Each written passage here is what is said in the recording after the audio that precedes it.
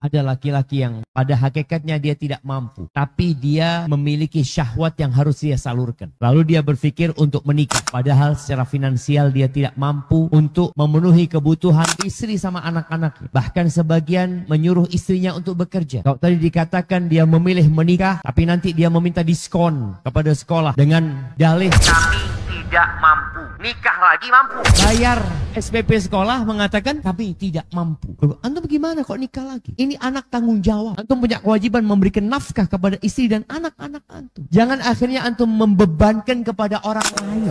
Padahal kita tahu nikah lebih dari satu itu adalah syariat yang bersyarat. Bukan hanya karena keinginan kemudian antum bisa melakukan. Maka nasihat ana kepada kaum laki-laki, ketika antum belum mensejahterakan istrinya, belum memberikan nafkah yang cukup kepada anak-anaknya, fa in khiftum alla ta'dilu fawahidah, maka cukup satu.